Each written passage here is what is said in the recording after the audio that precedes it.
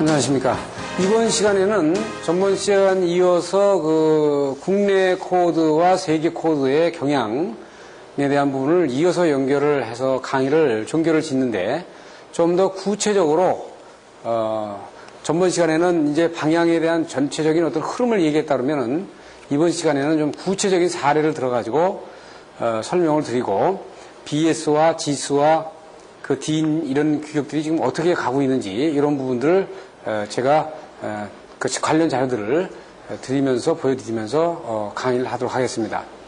화면에 보는 바와 같이 이제 미국 거를 전번 시간에 이어서 조금 더 봐야 되는데 미국의 그 표준 시스템이 지금 연방정부와 주정부, 민간기구와 민간표준총괄 ANSI 이렇게 네 군데 나눠져 있습니다. 그러니까 연방정부라는 거는 각 주가 여러 군데 있으면 거기 지방자치제가 설치하니까 각 주별로 법이 달라요. 그러니까 기술사법 같은 경우도 보면 각 주별로 약간의 차이는 있으면 다 다르고 그러면서 그 공통적인 부분들은 연방정부에서 총괄을 합니다. 예? 소방이라든지 전기라든지 이런 큰 부분에 대한 공통적으로 인용되는 부분들은 주정부 코드 이외에 연방정부에서 조정을 하고요. 그것들을 서포트하는 것이 민간기구인 ANSI, 표준기구인 ANSI와 민간기관, 그러니까 우리 NFPA라든지 무슨 니마라든지 이런 것들이 그 정부의, 연방정부와 주정부에 대한 기술 기준을 만드는 수고를 덜어주고 이쪽 단체에서 만들면 인용해주도록 이렇게 시스템이 돼 있어요.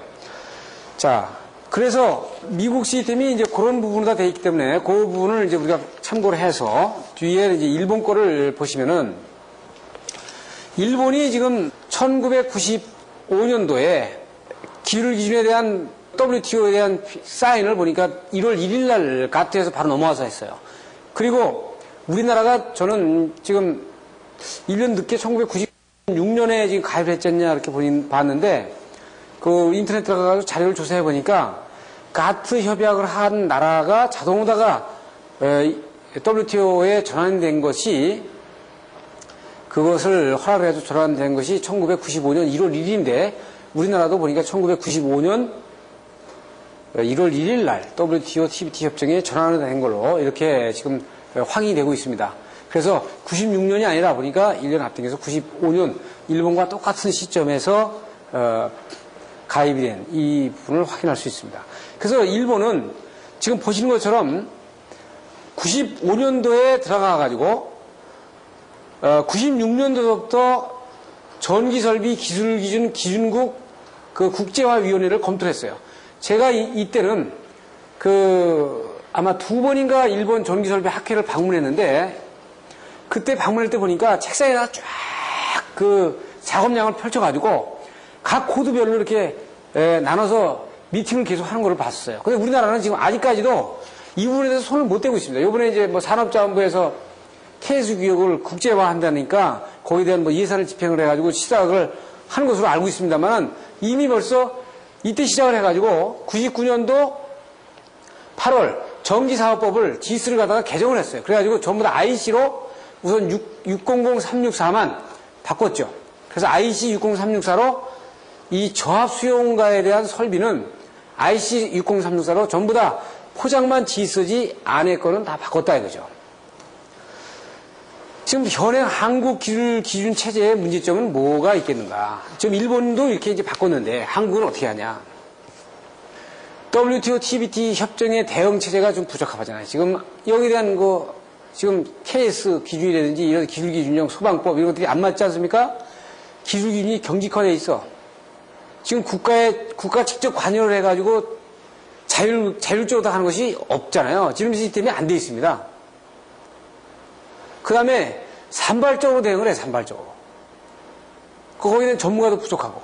지금 그나마 다행스러운 건 전기협회에서 제가 알기로 있고는 이 자료도 거기에 자료를 많이 인용을 했습니다만 전기협회에서 지금 연구를, 보고서를 만들어서 움직이고 있는 부분을 보는데 일본처럼 1999년도에 가보니까 일본은 105개인가 106개 단체들이, 전기 관련 단체들이 전부 다 모여가지고 완전히 컨소시엄식으로 이 문제에 대해 대응을 하는 부분을 봤어요.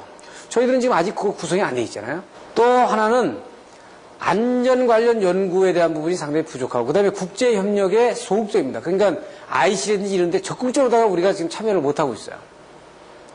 그래서 우리나라의 국제 기술 기준을 체제를 갖다가 개선하는 방안은 어떻게 할 거냐. 그래서 설비라든지 기술 기준을 갖다가 체제를 부분적으로 전환해야 되는데 우선 우리가 개선을 할 부분들은 뭐냐면 갑자기 소방법을 뭐 자율기준으로 바꾼다든지 전기기준으로 자율기준으로 바꾸는 것은 상당히 무리가 있기 때문에 우선 자율기준으로 바꿀 수 있는 부분서부터 바꿔나가자.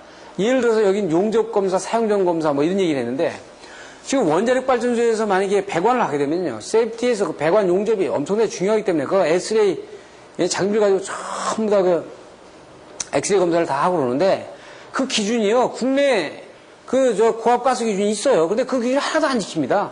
지금 그걸 어떻게 돼요? 미국 NESC, 미국 기준 API 기준에 의해서 전부 다 지금 공사를 하고 있어요. 검사를 하고 있고.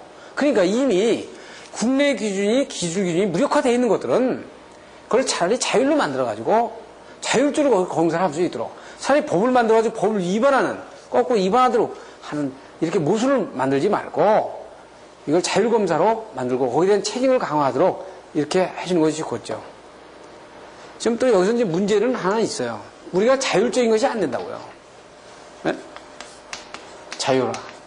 굉장히 자율화를 외치면서도 자율로 해줘버리면요. 이게 자율이라는 것 스스로가 어떤 룰을 갖다가 지킬 수 있는 능력하고 그걸 유지할 수 있는 능력하고 이런 것들을 가질 때 자율이지 그거 안 되면은요. 몽디는 파는 수밖에 없잖아요. 네? 규제를 하고. 네? 그게 찾을 방법이다 이거야. 예를 들어 버스가 왔는데 네? 버스가 와가지고 문을 열어서 타는데 여기 30명이 타는데 이 30명이 스스로 줄을 쫙 지키면은 전혀 여기다 몽둥이를 갈 필요가 없고 규제가 필요가 없어요. 그런데 이 자율이 안 되고 30명이 다 들어 타려고 그러면은 이거 아무도 못 하지 않습니까? 그러니까 어떻게 돼요? 몽둥이를 들고 줄을 세우는 수밖에 없다는 얘기야. 이게 후진국이거든요. 후진국이라고. 그러니까 자율이라는 거는 그 능력을 반드시 부여받고 책임을 받는 거예요. 근데 우리가 훈련을 해 들어가야 돼. 어차피. 에? 그래서 여기에 대한 이렇게 함부로 해가지고 신기술을 갖다가 자율로 가면 신기술을 빨리빨리 도입시키는 아주 강점을 갖는단 말이에요. 변화에 굉장히 빠르고. 그러니까 자율화의 강점은 좀 힘들겠지만 첫째, 신기술의 변화에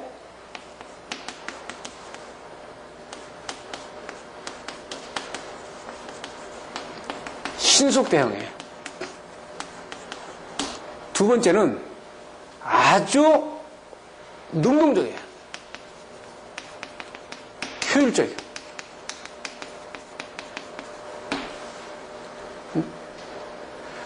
이 부분이 자율화를 하면서 강점이 이 자율화 안 되는 규제보다는 상당히 경쟁력을 갖기 때문에 이쪽으로 가자고 하는 거거든요.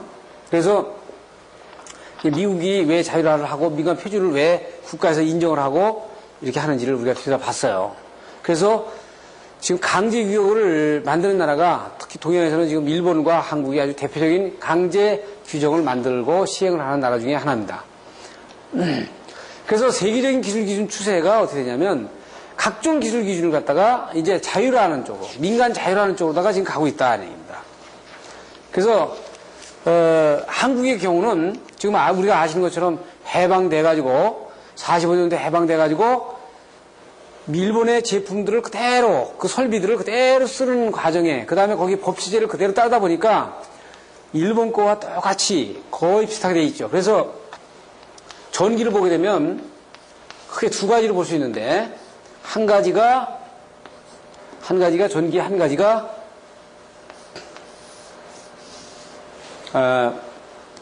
그 전력회사 쪽. 그 다음에 한 분야가 지금은 이제 수용가가 아니라 고객이라고 그러는데 이 수용가, 우리가 여기에 수달이 돼 있죠. 그러니까 이거 고객입니다. 고객님. 네? 물건을 써주는, 전기를 써주는 고객님이거든요. 네? 100% 주는 데가 아니고. 그러니까 이 수용가 측의 코드와 이 전력회사의 코드가 두 가지로 돼 있어요. 근데 한국은 처음에는 다 일본 거였어, 다. 일본 거였다가 전력회사, 우리 한국전력이 기술자들이 대부분 미국 가서 공부하시고 들어오시고 이래 가지고 원자력 발전소가 완전발전소의 시스템이 뭐 캐나다 시스템도 들어와 있고 지금은 이제 한국 독자형도 많이 개발되어 있습니다만 캐나다와 미국 거를 혼합해서 들어왔거든요. 그래서 중에서도 웨스팅하우스나 이렇게 미국 쪽에 많은 포션이 되어 있다고요. 그 다음에 배전 설비 라인에 그 중전기 기기 이런 부분들에 대한 시스템이라든지 어떤 저기는 이 NESC 내셔널 일렉트리컬 세프티 코드 해가지고 미국 배전 규정입니다. 이게 미국 배전 규정.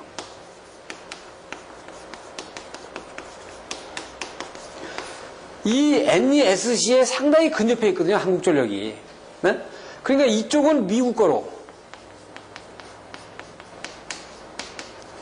이쪽은 지금 일본 거로 그대로 쓰니까 일본의 네? 전기 기술 기준요.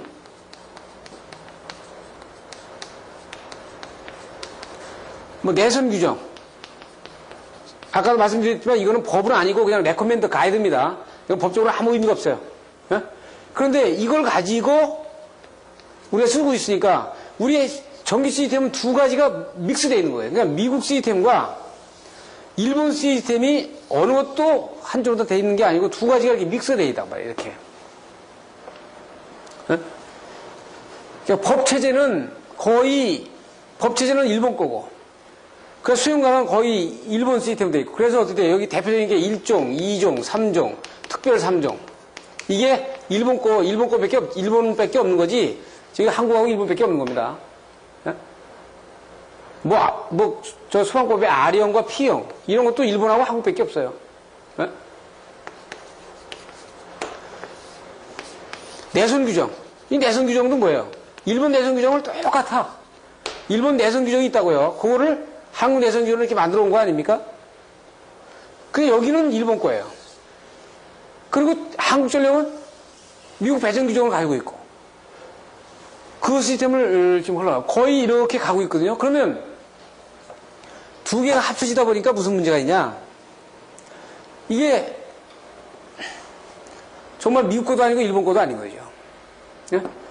자, 그래서 그러면 BS는 어떻게 되냐? 지금 여러분들이 화면에 보시는 것처럼 이 Requirement for Electrical Installation 해가지고 IE에서 그러니까 영국 전기학회에서 만들어진 이 BS 스탠다드를 겉표지를 보고 있는데 이 BS 스탠다드는요 10년 전 거나 10년에 한 번씩 개정하는데 지금 현재 지금 92년에 이 개정된 거나 거의 변화가 없습니다. 똑같아. 그런데 여기에 주요 내용을 보게 되면요 지금 이제 제가 이 그림 하나를 보여드리는데 이건 이제 암 리치라고 해가지고 사람이 어떤 장비를 안 가지고 손을 뻗었을 때 이 안전 클리어런스에 대한 지역이 얼마나 되느냐. 그러니까 손이 닿을 수 있는 범위를 얼마나 보느냐 이거죠. 여기 섰을 때는 2.5m까지. 그래서 사람이 서가지고 손을 들면 그러니까 2m 키 가진 사람이 이 손 간격까지 해서 2m 정도를 본 겁니다. 그 다음에 그 밑으로는 허리를 구부려야 되니까 약 1m 25 정도. 이 정도의 암 리치 범위를 이 브리티시 스탠다드에서 얘기를 하고 있다고요. 에? 그런데 브리티시 스탠다드에서 얘기를 하고 있는데 IC에서는 어떻게 하고 있냐? 자 보세요. IC 이건 겉표면에 전압 문제거든요. 전압을 그러니까 여기 38이라고 되어 있는 건 60038입니다. 그러니까 600은 제해가지고 60038인데 38은 전압 체계를 얘기하고 있는 거예요. 이 전압 체계 안에 들어가 보면 뭐라고 되어 있냐면은 3상 4선식과 단상 3선식의 전압 체제를 두 가지로 나눠서 세 개 전압으로다가 이제 정해버렸어요. 그래서 50Hz에서는 3상 4선식에서 230에 400V, 400에 690, 60Hz에서는 120에 208, 240, 277에 480 이렇게 나눴고 단상 3선식에서는 60Hz에서 120에 240 이렇게 전압을 선정했다고. 근데 이 전압밖에 국제적으로 IC에서 살아남지 않았던 거예요. 앞으로는 이 전압보다 어떻게 되는 거예요? 가야 되는 거죠. 이거 강제 규정은 아닙니다. 아까 앞에서도 말씀드린 것처럼 강제는 아니지만 아까 WTO TBT 협정에 뭐라고 되어 있어요? 무역의 장비를 익히지 않을 것 이렇게 되어 있으니까 한국말을 써라. 그런데 세계 공통어는 영어니까 영어로 회의할 때는 영어로 해. 이 얘기하고 똑같거든요. 그럼 네가 한국말을 쓰든 뭐 독일어를 쓰든 네 자체 쓰는 건 네 자유야. 예? 그래서 우리는 어떻게 WTO의 TBT 협정에 이미 사인을 했으니까, 지금 여기 일본, 51세 같은 경우는요, 여기 일본 해가지고요, 이게 2003년을, 가능한 한 늦어도 2003년을 이 전압을 그쪽으로 가야 돼. 51세에서는 반드시 2003년 동안 저 전압으로 가야 되는 거예요. 우린 60세니까 120에 208을 가든지, 그런데 우리가 전압이 어떻게 돼? 220에 380을 해가지고 저기에 근접을 하니까 상당히 고민이죠, 이거. 네? 이거 생각을 해봐야 돼요. 지금 이런 얘기 하면요. 너무 엄청난 일이니까 원장 그건 너무 앞서가는 거 아니야. 정 원장님 너무 앞서가는 거 아니냐. 이렇게 얘기하는데 저는 이 근거를 가지고 얘기하는 게 아니라고요. 네? 그러면 독일책 시멘스에서 만들어진 일렉트리컬 인스톨레이션 핸드북에 보면요. 독일에서도 최근에 나온 책입니다, 이건. 그래서 이 원서는 아마 저희 내년에 아마 번역을 해서 낼 텐데 이 책 내용에 보면 독일 애들도 그렇게 쓰고 있어요. 그러니까 지금은 50Hz는 220에 300을 쓰고 있는데 2003년까지 230에 400볼트로 이렇게 바꿔야 되겠다. 네? 이렇게 독일 애들이 얘기를 하고 있다고, 독일 애들도. 네? 그러면 일본은 어떻게 되냐? 일본 지스 1999년도 판에 보면은요, 일부 보면 통치가 건축정비 설비 있다. 건축정비 설비라고 딱 이제 IC 코드에는 국제규격에는 건축정비 설비라는 게 딱 박혀 있으니까 그것이 IC 60364입니다. 그러니까 IC 60364는 저압 체계가 그쪽이거든요. 그러면 이 체계가요, 얘들이 어떻게 했냐면요, 보시게 되면 이걸 GIS, JIS 0364-1 해가지고 IEC 364하고 IEC 364 코드, 요게 건축전기 설비거든요.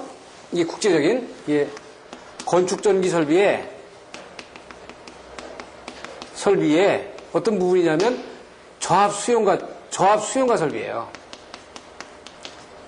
그러니까 변압기 2차 측부터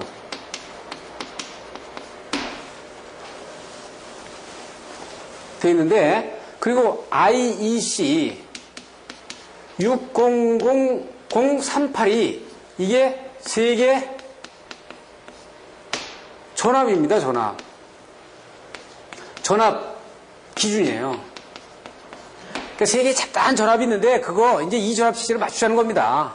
어? 그러니까 어떻게 일본 애들이 이제 어떻게 바꾸냐면 GIS에 건축전기 설비편을 0364 이 뒤에 타그난 바를 똑같이 붙였어요. 그러니까 뒤에 걸 딱 보면 이건 IEC 364라는 얘기입니다. 그러니까 아마 얘 전압 체계도 GIS 이걸 아직은 이쪽은 안 바꿨습니다만 0038 이런 식으로다가 아마 전압을 바꿀 겁니다. 그래서 여기 GIS에 보게 되면 이거 GIS입니다. GIS 0364-1 이거는 IEC 6034가 같다. 그래가지고 똑같이 IC 체제로 다 바꿨어요. 그러니까 GIS를 지금 IC로 다 바꾼 거예요. 이렇게. 그래가지고 보세요. 지금 BS에서 얘기하는 이 암리치의 그림하고 그 다음에 GIS에서 최근에 개정된 이 암리치의 그림하고 같지 않습니까? 그러니까 어차피 이거 아마 이거 이제 우리가 이제 또 번역해가지고 아마 케이스 바꿀 겁니다. 그러면 어차피 이거 영국 거예요. 지금 아까 말씀드렸죠? 어차피 우리나라는 영국 걸 베끼든지 미국 걸 베끼든지 둘 중에 하나를 베껴야 된다니까요. 이제 미국 거를 베끼면 일본 거를 베끼면 안 돼. 이제 옛날에는 독자적으로 됐기 때문에 지수를 베껴도 괜찮았는데 이제는 안 되거든요. 그러면 결과적으로 IC 거라는 건요, 지금 보는 것처럼 영국 거예요. 영국 코드라고.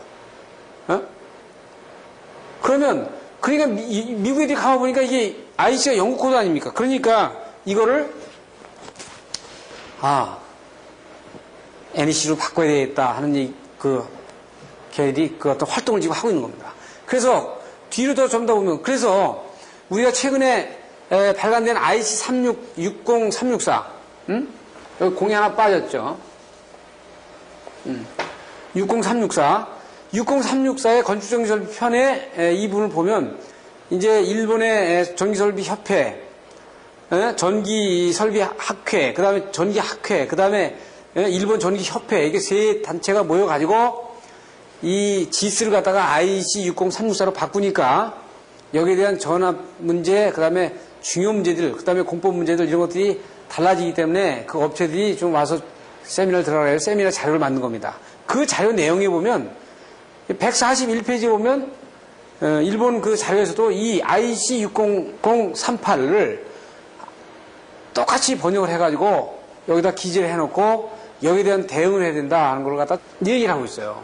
그러면 지금 당장 바꾸라는 건 아니야. 하지만 세계가 어차피 앞으로 저전압으로다가 세계 표준화로 가고 물건을 만들어내고 이렇게 하기 때문에 우리는 선택을 해야 됩니다.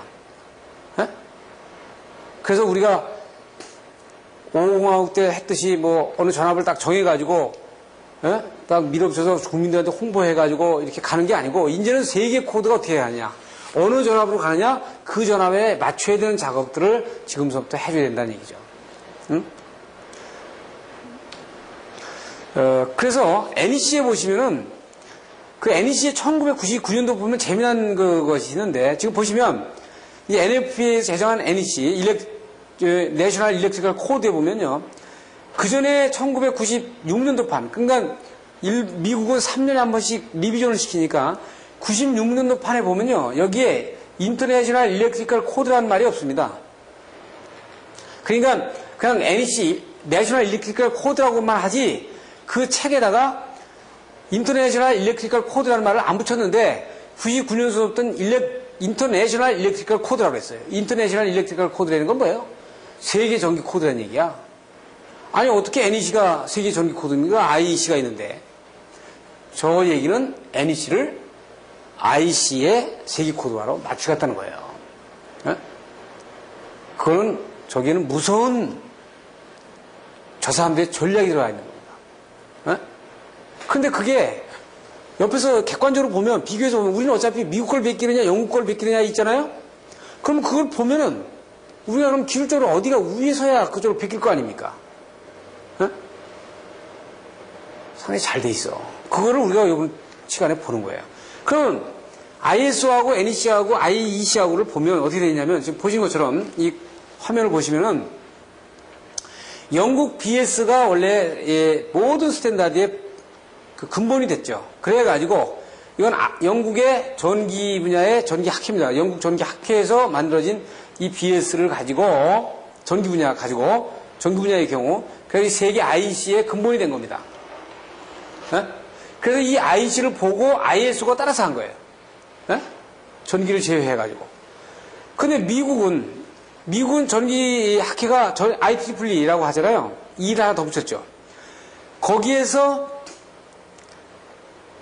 미국 ANSI하고 미국의 NFPA에서 제정한 NEC나 NFC를 가지고 니마 이런 부분들을 가지고 이것을 미국 독자로 갔는데 이 부분은 어떻게 되어 있어요? 이제는 이거하고 합쳐가지고 세계 코드화를 하겠다는 거거든요.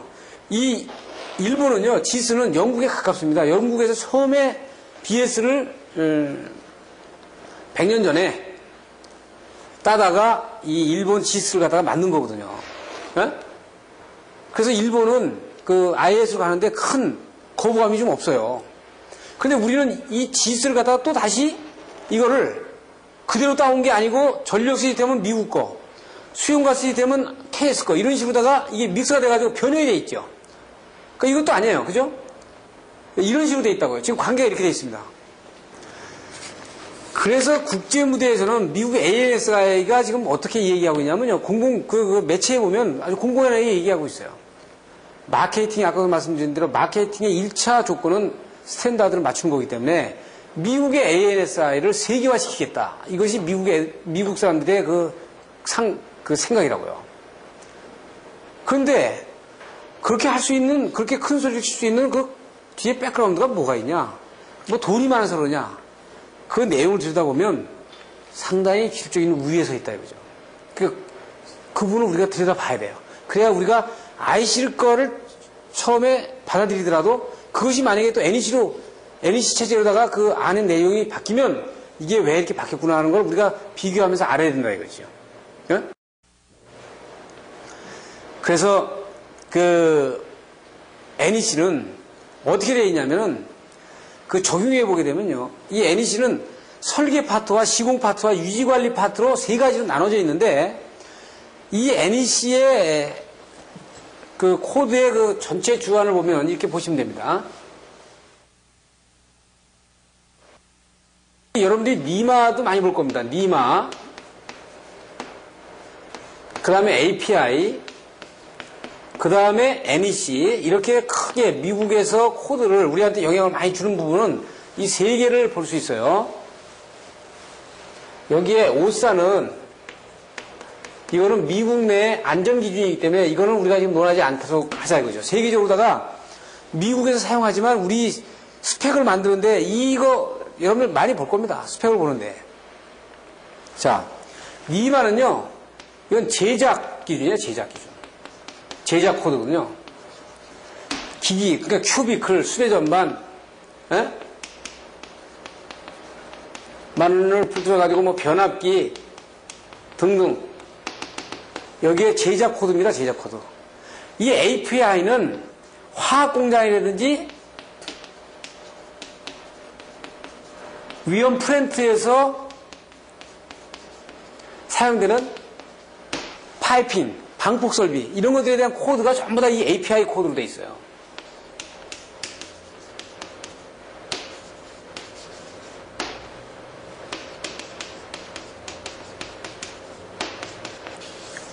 이 NEC는요, NFC라고 미국의 NFPA, National Fire Protection Association, 그러니까 우리나라로 말하면 우리는 미국 연방방재협회라고 했는데, 미국 방재협회에서 제정한 NFC라는 코드의 한 부분을 차지하는 겁니다. 그러니까 NFC 코드는 전기를 제외한 건축, 화공, 피뢰설비, 그러니까 피뢰설비 같은 경우는 NEC에 들어가 있지 않고 NFC 코드에 들어가 있어요. 피뢰설비 같은 경우 NFC-780 이렇게 얘기합니다만은, 그러니까 이 코드 내에서 전기만 딱 띄워서 얘기한 겁니다. 이렇게. 그래서 이거는 한전설비를 제외합니다. 그럼 배전설비는 뭐로 하냐? 배전설비는 이 코드에서 다루지 않고 NESC라는 설비에서 다룬다. 이건 배전설비 쪽이에요. 송전. 그러니까 이 NEC는 어떻게 보면 한전설비를 제외한 수용가 설비 쪽의 코드라고 보시면 되는데 이게 어떻게 돼요? 전체 NFC 코드의 한 바운드로 들어간다 이거예요. 그러면 이것은 어떻게 되어 있냐? 이건 세 가지로 되어 있다. 설계, 시공, 그 다음에 유지보수 이렇게 되어 있거든요. 그러면 이걸 설계하는 사람들이 이걸 이 NEC 코드를 쓰는 거냐? 그게 아니고요. 원래 이 NEC 코드는 이게 보험회사의 인스펙션 매뉴얼입니다.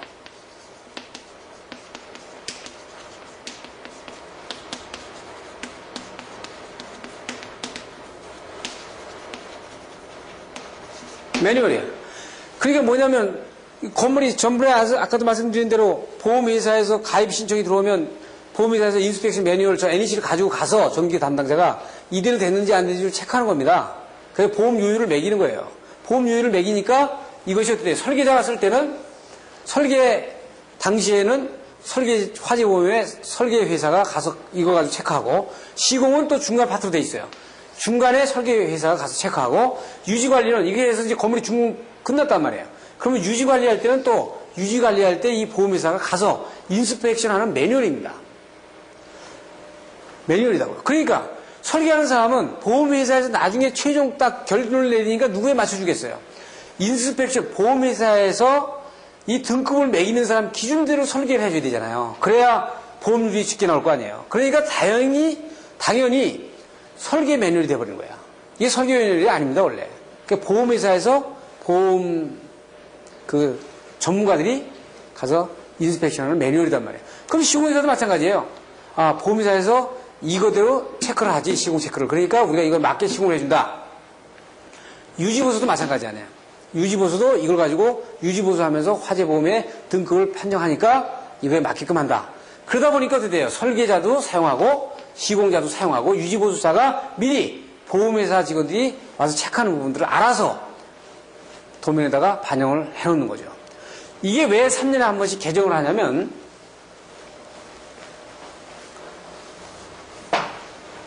이게 3년에 한 번씩 개정하거든요.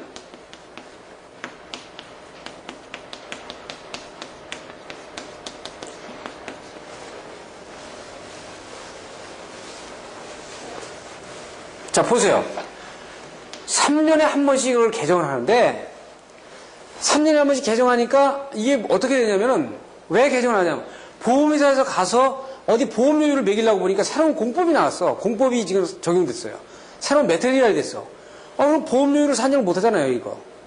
그러면은 이거를 NFPA에다가 질의를 하면 그것이 공식적인 그 모임이, 그 테크니컬 커미티에서 모여가지고 이거는 어떻게 하자, 이렇게 해야 되는 거죠.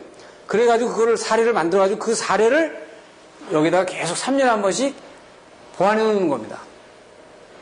그러니까 여기는요, 공법이, 될 수 있는 공법들이 전부 다 들어가 있어요. 그 구성은 이제 한 9장까지 이렇게 특수용도 뭐 일반적인 이렇게 쭉 구성을 요구를 하고 있습니다. 자, 여기서 이제 그 내용에서 유의문을 가지고 보실까요? 이제 NEC하고 IC 거를 이제 비교해 보자고요.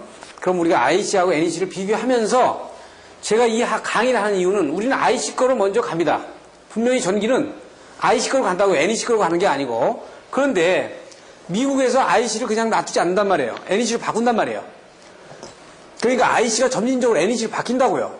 그러니까 우리는 두 개를 비교해서 검토하고 있어야 이것이 왜 이렇게 바뀌었는지 이건 내용을 알 수 있죠. 네? 지금 저희들이 우리나라가 힘이 있어가지고 우리가 무슨 IC 코드를 NEC 코드로 바꾸냐 이러면 이건 아니에요. 우리는 IC 코드라는 그 껍데기에 대한 그 부분에 대한 것을 따라갈 수밖에 없어. 그런데 미국에서 그 시스템에 대한 부분을 넣는다는 것이에요. 그것이 점진적으로 된다는 거예요. 그런 것이 왜 그렇게 될 수밖에 없는가를 한번 보자고요. 자, 방폭 설비에서 보면 방폭 설비 예를 볼까요? 지금 보시는 것처럼 여러분들 이 화면이 컴퓨터에서 직접 나가는 것들은 화면이 깨끗하게 나가니까 그 깨끗하게 나가는 화면을 보고 여기서 설명을 듣고 나중에 화면이 깨끗한 화면을 또 보여줄 겁니다. 그러니까 그 화면에서 다시 보고 또 그 교재가 있죠. 교재 보고 또 이 화면에서는 설명을 듣는 저기다 이용하시면 되겠어요. 지금 IC에서는 우리가 0종 장소, 1종 장소, 2종 장소로 얘기하고 있죠. 여러분들 우리 한국도 어떻게 돼요? 위험물 장소는 0종 장소, 1종 장소, 2종 장소로 한다. 그러니까 0종 장소라고 하는 거는 만약에 휘발유 통을 가지고, 휘발유 드럼을 가지고 얘기하면 휘발유가 여기 들어가 있다. 휘발유가 들어가 있으면 휘발유가 항상 여기 노출되어 있는 이 안에, 이 장소가 이게 0종 장소거든요. 그 다음에 이 휘발유 통이 어느 이런 주거시설, 어떤 집 안에 들어가 있다. 그러면 이 부분에 대한 부분을 이걸 1종 장소로 하고요. 이 부분에 대한 것이 벤츄레이션 된다든지, 그 다음에 어디로 흘러내려간다든지, 그러면 이 부분을 1종 장소로 보고 같이 봐주죠. 그래가지고 어느 범위 내에, 이 범위 내를, 이거를 2종 장소로 본단 말이에요. 이렇게 한다고요. 그러면 뭐냐면, 여기에 전기 설비가 이렇게 가게 되면, 이 급이 다른 종류의 클래시피케이션, 종류가 다른 부분 다 가는 이 부분에 대한 그 부분을 세퍼레이트 하라는 거예요. 그러니까 더 엄격하게 전기 공사를 하라는 거 아닙니까? 그래서 영종 장소 갈 때는 반드시 일렉트리컬 배리어를 통해 가지고 약전 설비가 들어가도록, 그래서 이게 폭발이 안 이루어지도록 하는 것이 이 IC의 컨셉이라고요. 그러니까 여기서는 영종 장소에서는 반드시 본질 안전 방법 구조만을 설계하도록, 시공하도록 되어 있다고. 본질 안전 방법 구조만 하게 되어 있죠. 그래서 일종 장소에서는 DPIOEQ로 이렇게 나타났어요. 그러니까 DPIEQ라는 건 뭐예요? 유입 방법 구조, 내압 방법 구조, 내압 방법 구조, 본질 안전 방법 구조, 뭐 이렇게 쭉 돼 있는 거예요. 그럼 우리가 쓰고 있는 본질 안전 방법 구조는, 본질 안전 방법 구조나 내압 방법 구조, 유입 방법 구조는 이 존 완 안에, IC 코드의 존 완 안에 들어가 있는 거다라는 얘기지. 그러면 NEC 코드에는 어떻게 하고 있냐? NEC 코드에서는요, 이거를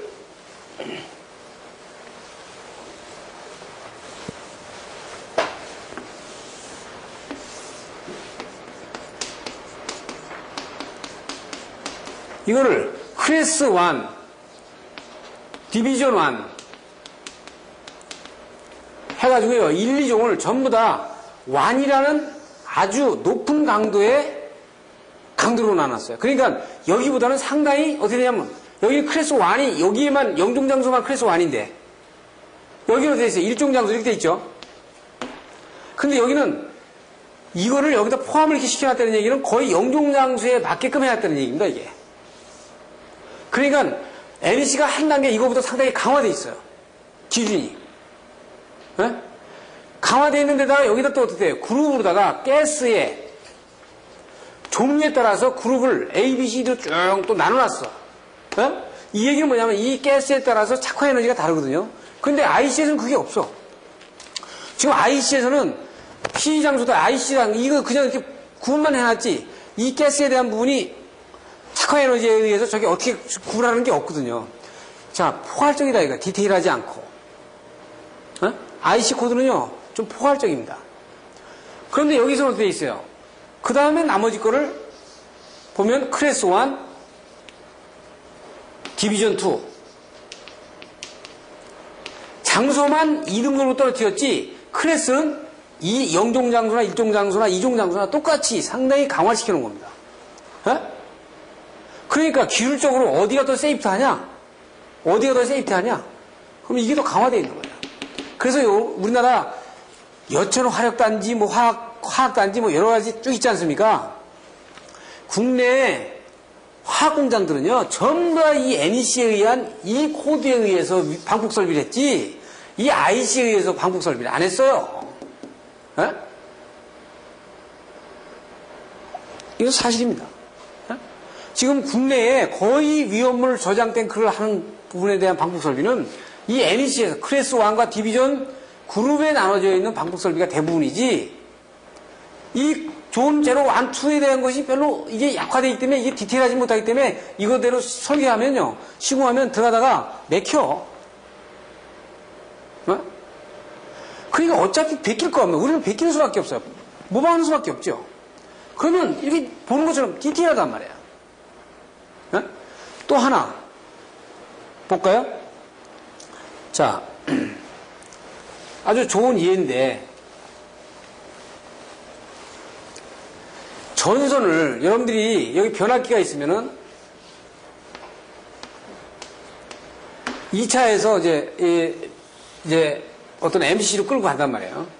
MC를 끌고 가는데 RST를 끌고 가는데 세 가닥을 끌고 가는데 이 전선의 규격이 사이즈가 한계가 있으니까 이게 1000A인데 1000A를 흘릴 수 있는 전선이 없어. 그러면 이거 어떻게 돼? 500A짜리 두 개를 이제 병렬 전선을 이렇게 해야 된다. 병렬 전선 포설해야지. 예? 이렇게.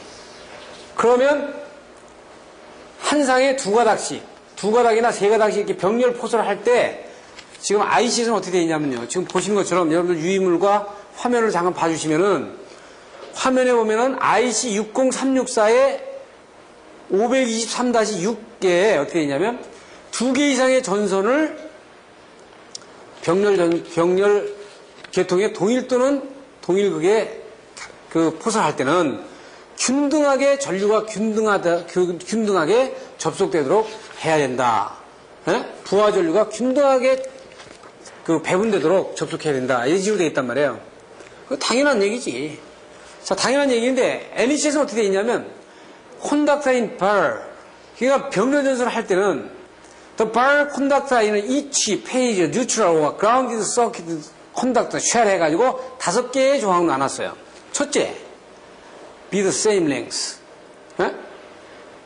길이가 똑같을 것. 여러분들 굉장히 무서운 말이에요. 똑같을 것. 여기 RST 똑같이 했는데 여러분 우리는 어떻게 하면은 RST 올라오는 데가 조금씩 여유가 좀 10cm, 20cm 다르면 다 잘라버려요. 관로가 쫙 오면요, 두 전선이 똑같다고 볼 수가 없단 말이에요. 하나가 조금 길고 10cm라도 5cm라도 길고 짧을 거 아니에요. 그러면 어떻게 돼요? 퍼센트 임피던스, 임피던스가 달라져가지고 이 두 개의 병렬 전선에서 한쪽으로 다 기울어. 전류가. 그 다음에 두 번째는 뭐예요? same conductor material. 이 전선의 바깥에 외피에 그 안에 이게 카파면 카파, 하나는 카파고 하나는 뭐 알루미늄이고 이러면 안 된다는 거지. 똑같은 컨덕티비티를 가져야 돼. 99.9면 99.9 컨덕티비티를 가져야지. 하나는 99.8, 하나는 99.9 이런 식으로 돼도 안 되잖아요. 또 하나, 세 번째는 뭐예요?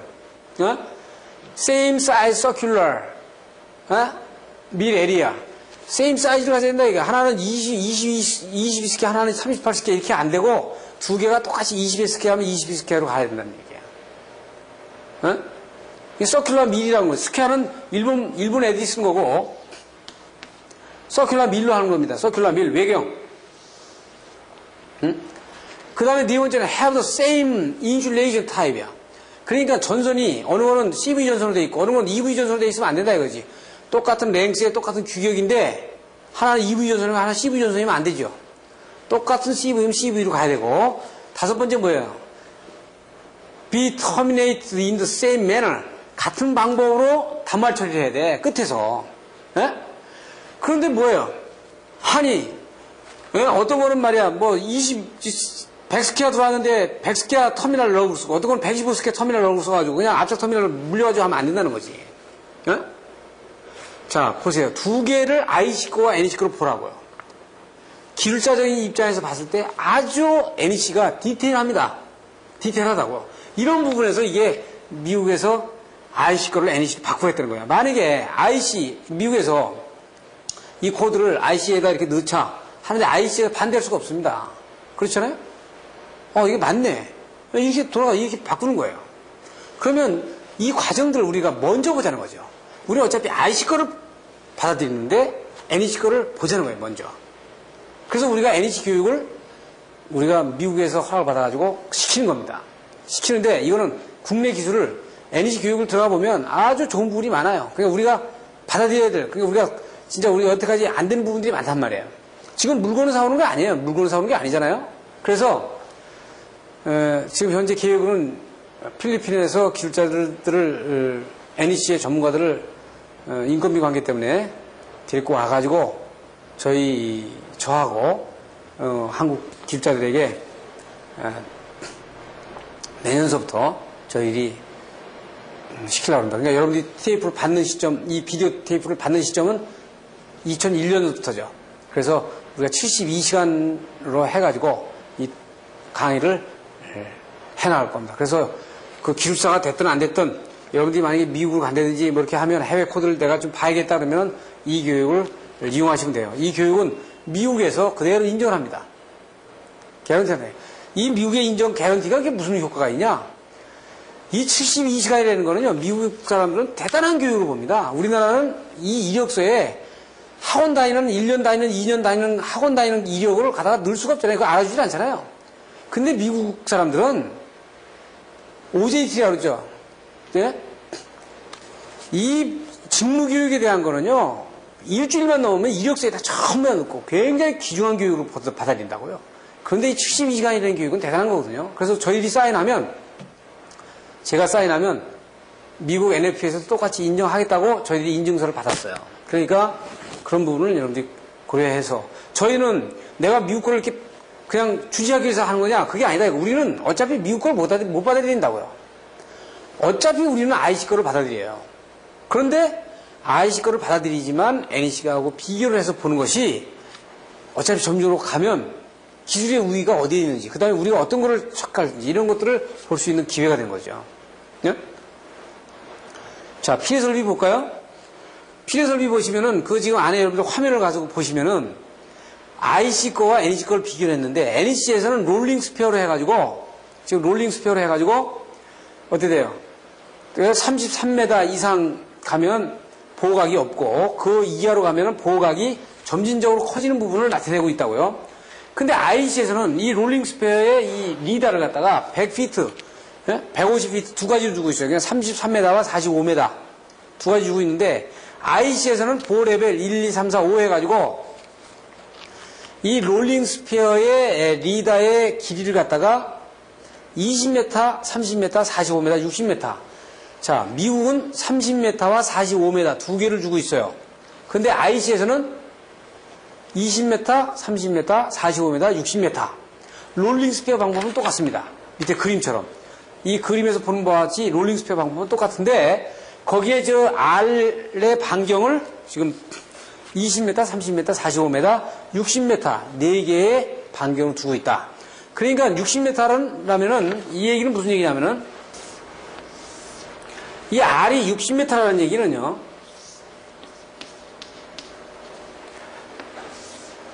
이걸 IC에서 얘기하는 거고요. NEC에서 얘기하는 거는